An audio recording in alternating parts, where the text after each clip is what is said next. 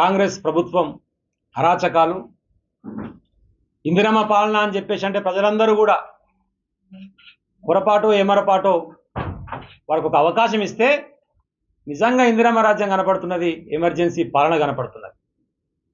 ఏ ఊర్లో చూసినా విచ్చలవిడిగా విశృంఖలంగా దాడులకు పాల్పడడం, భయభ్రాంతులకు గురి చేయడం, పోలీస్ వ్యవస్థను ఉపయోగించి సోషల్ మీడియాలో ప్రశ్నించినటువంటి నాయకుల మీద కూడా కేసులు పెట్టి ఒక భయాందోళనకు గురి చేసేటువంటి పరిస్థితి. రెడీ హ్యాండెడ్గా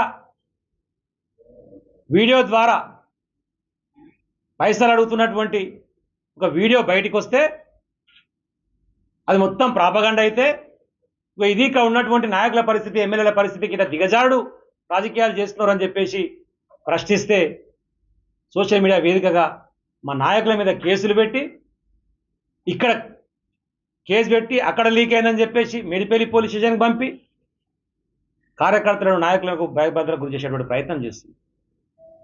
నాయన నువ్వు చేయాల్సినటువంటి సంక్షేమ కార్యక్రమాలు చెయ్యు అని ప్రశ్నిస్తున్నారు. 6 గ్యారెంటీలు అమలు చేయమని అడుగుతున్నారు. 100 రోజుల్లో కంప్లీట్ చేస్తా అన్నావు, దాదాపు 20 నెలలు కావస్తున్నది, నీకు చేతన అయితలేదు. ప్రజలను భయభ్రాంతకు గురి చేస్తావు, హైడ్రాన్ పెట్టినావు, కూలగొట్టినావు, మూసి అని చెప్పేసి అన్నావు, కూలగొట్టినావు. ఇవ్వాల్సినటువంటి ఎరువులు సకాలంలో ఇయ్యవు, రైతు రుణమాఫీ సకాలంలో చెయ్యవు, రైతు బంధు కూడా మళ్ళీ స్థానిక సంస్థల ఎన్నికలు వస్తున్నాయని చెప్పి మధ్యన 2 సార్లు ఎగ్గొట్టి ఇప్పుడు మాత్రం ఇస్తున్నా అని చెప్పేసి ఒక ప్రచారం చేసుకుంటూ పోతున్నావు. దాంట్లో కూడా టార్గెట్ పెట్టి జిల్లాల వారీగా ఇగో మీ జిల్లాలో 50,000 ఎకరాలు కట్ చేయాల్సిందే అని చెప్పి కలెక్టర్లకు టార్గెట్ పెట్టి ఎవరో ఒకరి కట్ చేసేసి వాళ్ళకు కూడా రైతు బంధు పూర్తిగా ఇవ్వలే. ఇప్పుడు కూడా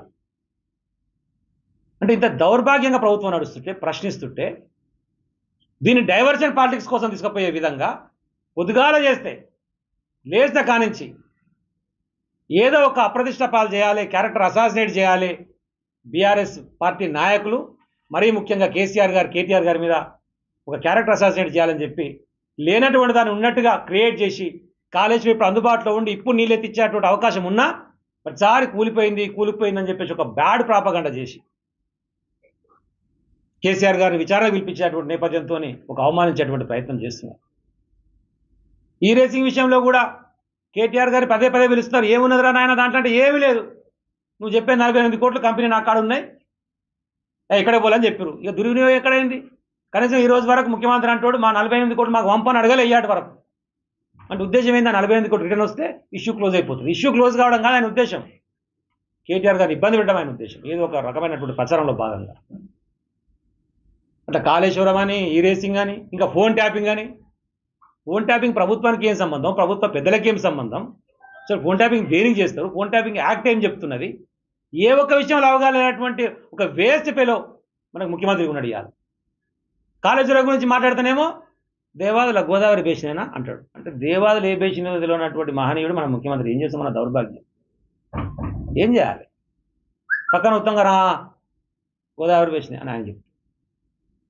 అది బయటికి రాగానే ఆ లైవ్ నడుస్తుంటే ప్రజెంటేషను ఇంకా ఇంకేం తెలిస్తే ఉన్నించేది పోతట్టుంది ఈ రేవంత్ రెడ్డి అంటుందని చెప్పేసి లైవ్ కట్ చేసి ఏమంటే అప్పటిదాకానే ఎదురుకు లైవ్ పెట్టారు, ఏమంటే లైవ్ కట్ చేసి. అంటే కనీస అవగాహన లేదు. గోదావరి బేసిన్ ఏంది, కృష్ణా బేసిన్ ఏంది, ఆ గోదావరికి సంబంధించినటువంటి దాంట్లో ఆ బనకచర్ల అనేటువంటిది ఈరోజు చంద్రబాబు గారితో మనకు అన్యాయం జరుగుతుందని మాట్లాడుతుంటే ఆయన చదివే రాదు. బనకచర్ల అనేది గోదావరి నది మీద కడుతున్నారు అనుకుంటారు.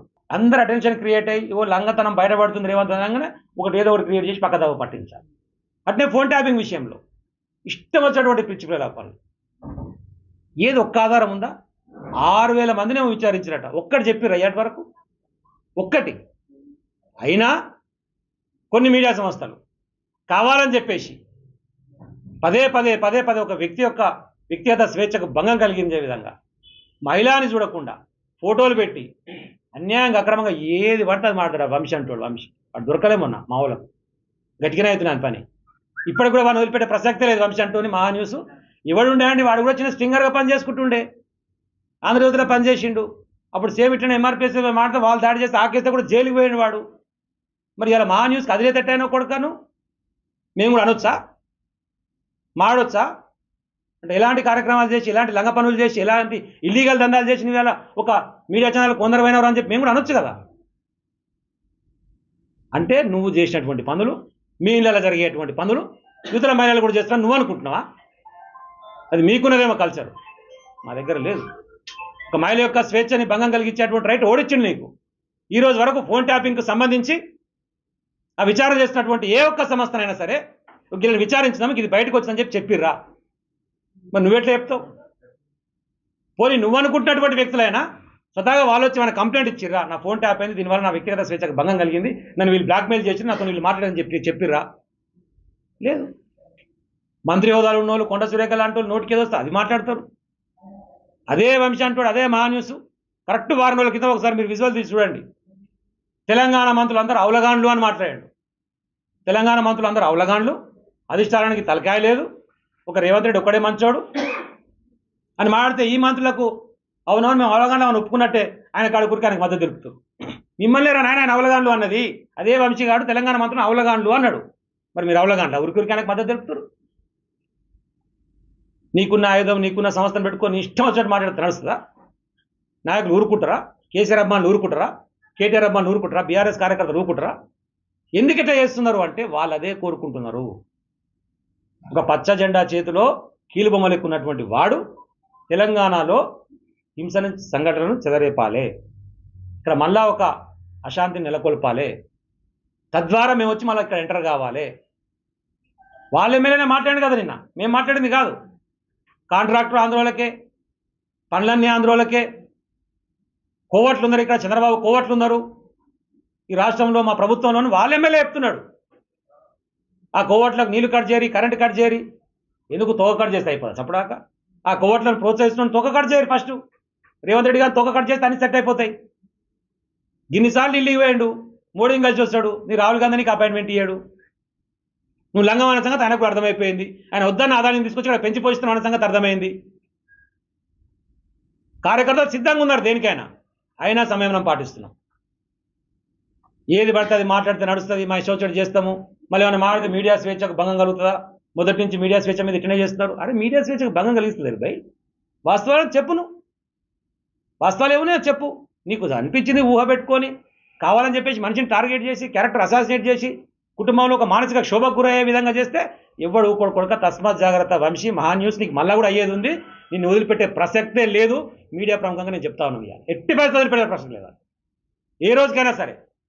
మేము కూడా పింక్ బుక్ మెయింటైన్ చేస్తామని గతంలో చెప్పింది అబద్ధం కాదు.